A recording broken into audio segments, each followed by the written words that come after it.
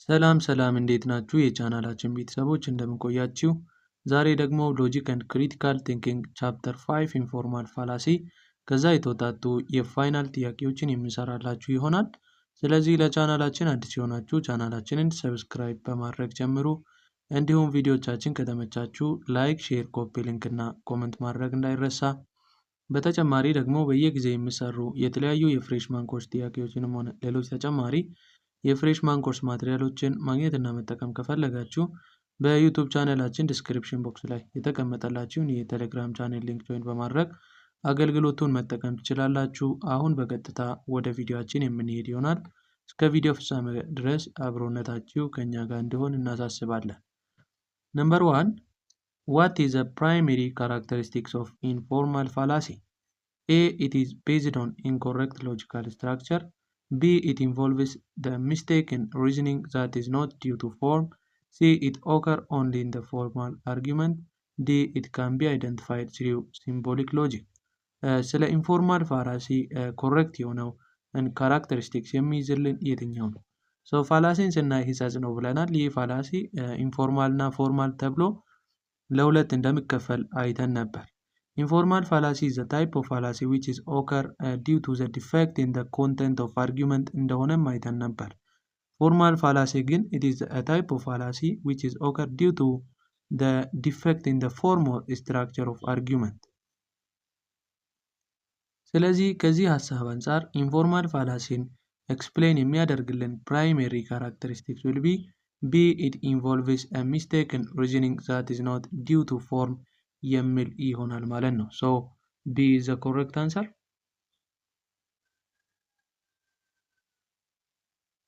Okay, number 2. How does a fallacy differ from an error in reasoning? A. Fallacy is always intentional while an error is not. B. Fallacy undermines the validity of argument while an error does not. C. An error can be logically sound while fallacy cannot. D. There is no difference and they are the same. ፋላሲን ከኢረር ዲፍረንሺየት የሚያደርግልን ሪዝኒንግ ፕሮሰስ በሪዝኒንግ ፕሮሰስ ጊዜ እንዴት ዲፈር ልናደርግ እንችላለን? So the appropriate answer would be B. Fallacy undermines the validity of argument while error does not. So the correct answer will be B ይሆናል ማለት ነው።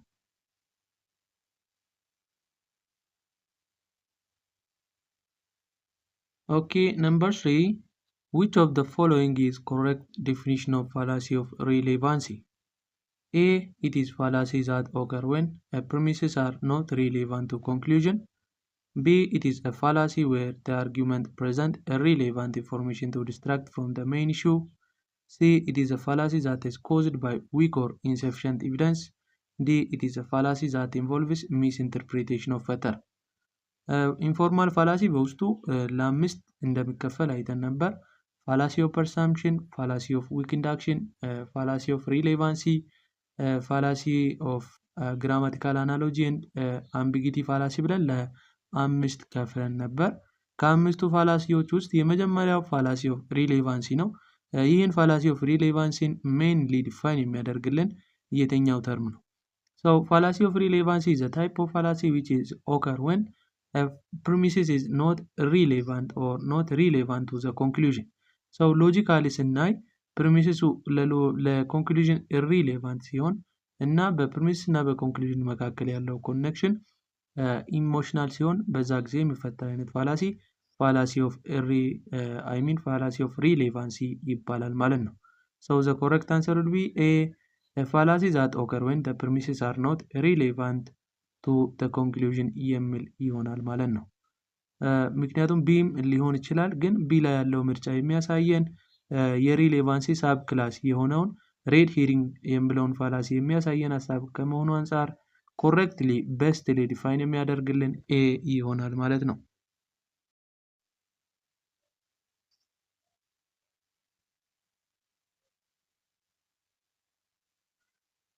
Okay, number 4. Which of the following is an example of fallacy of relevancy? A. Appeal to authority. B. False cause fallacy. C. Slippery slope. D. Ad hominem fallacy. ስለ ፋላሲ ኦፍ ሪሌቫንሲ በስሩ 8 ሰብ ክላሶች እንዳሉት አይተን ነበር። ሰው ከነኛ 8 ሰብ ክላሶች ውስጥ የትኛው ነው ከተዘረዘሩት ምርጫዎች ውስጥ የተመደበው? ሰው the correct answer will be D ad hominem fallacy ይሆናል። ምክንያቱም ad hominem fallacy is a type of fallacy which is categorized under appeal against the person የሚለው ስር የሚመደብ ሰብ ክላስ ስለሆነ ዲ appropriate answer ይሆናል። የተቀሩት ግን weak induction ውስጥ የሚመደቡ ፋላሲዎች ናቸው ማለት ነው። due to this D is the correct answer.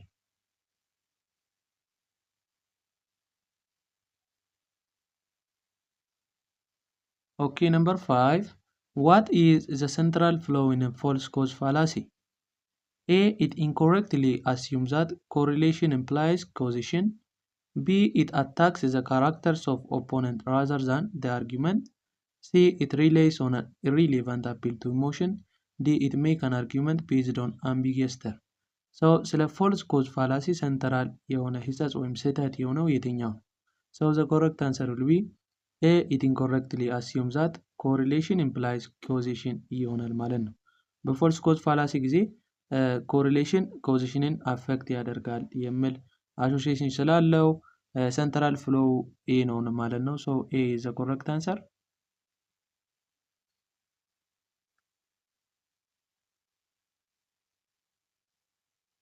Okay, number 6.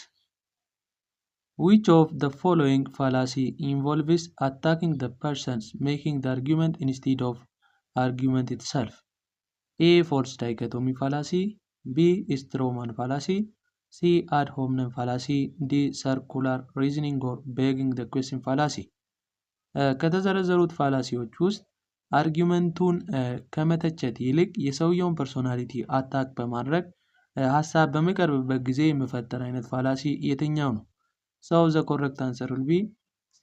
ad hominem fallacy ይሆናል ማለት ነው። So ad hominem fallacy በአርጊመንተም against person ውስጥ የሚመደብ type of fallacy ስለሆነ appropriate answer which tells about the number 6 question will be C. ad hominem ይሆናል ማለት ነው።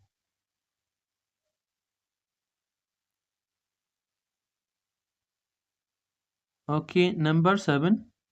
In which fallacy does one argue that an event will inevitably lead to a series of negative outcomes, often without supporting evidence?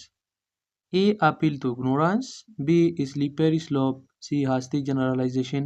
D. red herring fallacy. አንድ አርጁር ወይም ሀሳብ የሚያቀርበው ሰውዬ የሆነ አንድ ክስተት አለ፣ ኔጌቲቭ የሆነ ክስተት። ይህ ክስተት በተከታታይ ለብዙ ኔጌቲቭ የሆኑ አውትኬሞች ወይም ሪዘልቶች ያዳርጋል ተብሎ ሀሳብ በሚቀርብበት ጊዜ የሚፈጠር አይነት ፋላሲ የትኛው ነው? So the correct answer will be B. slippery slope fallacy ይሆናል ማለት ነው። So B is the correct answer.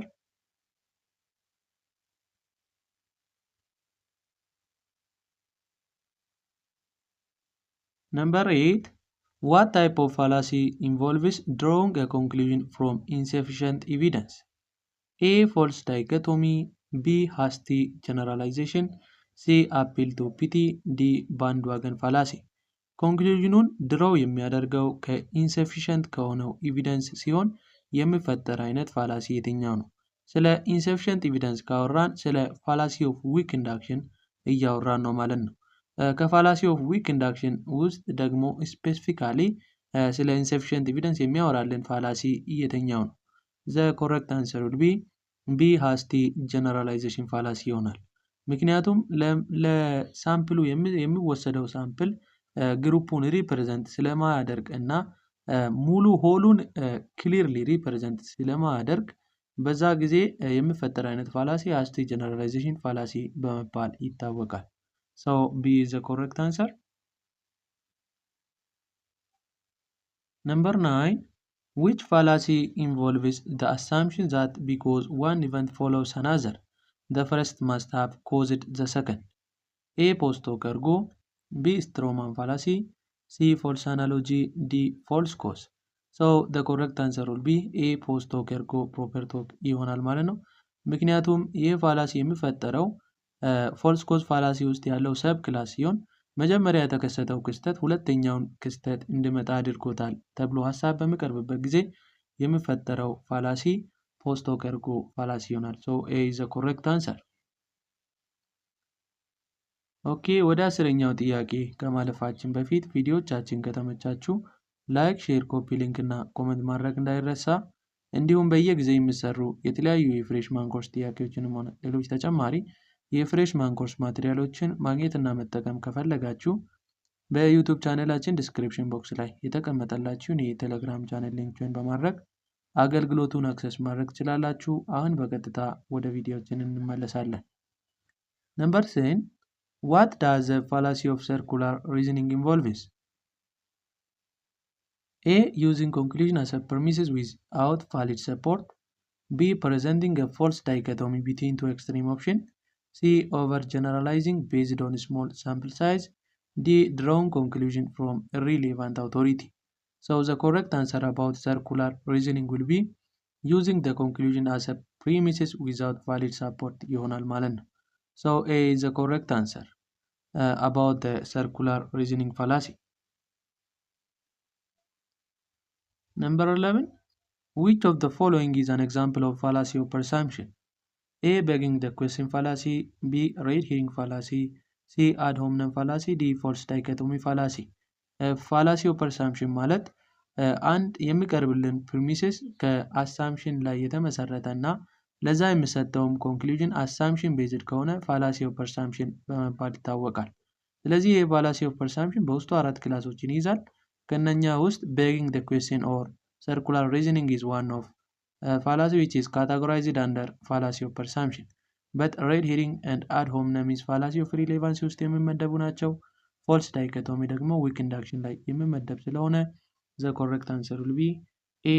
Begging the question fallacy. Number 12. What is a flaw in begging the question fallacy?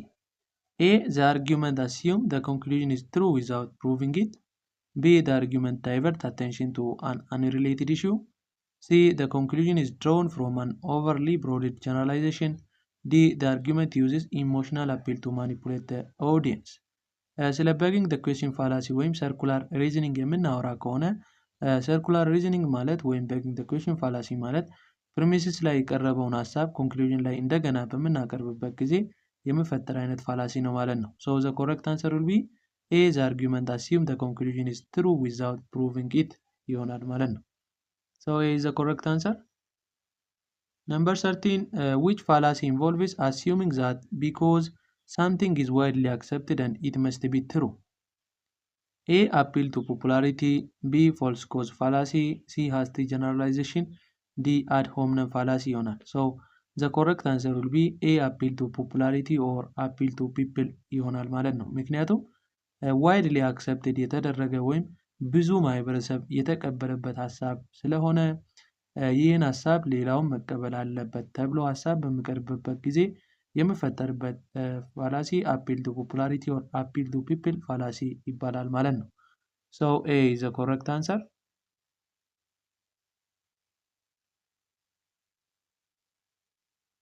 Okay, number 14. In false dichotomy fallacy, what is a flaw in reasoning? A. The argument assumes that only two options exist when more may be available. B. Argument attack a person rather than addressing the issue. C. Argument makes an emotional appeal to influence the audience. D. Argument relies on irrelevant evidence to support conclusion. So the central flaw in false dichotomy fallacy will be A. The argument assumes that only two options exist when more may be available ይሆናል ማለት ነው። Due to this, A is the appropriate answer. Number 15. Which fallacy involves misrepresentation of an opponent argument to make it easier to attack? A. False cause fallacy. B. Strawman fallacy. C. Appeal to ignorance. D. Red herring fallacy. የኦፖነንቱን አርጊውመንት ወይም የኦፖነንቱን ሀሳብ ሚስ ሪፕሬዘንት በማድረግ ወደ ሌላ ትርጓሜ በመስጠት ሀሳቡን እንደገና በሚያቀርብበት ጊዜ የሚፈጠር አይነት ፋላሲ የትኛው ነው? So the correct answer would be B is Strawman fallacy ይሆናል ማለት ነው።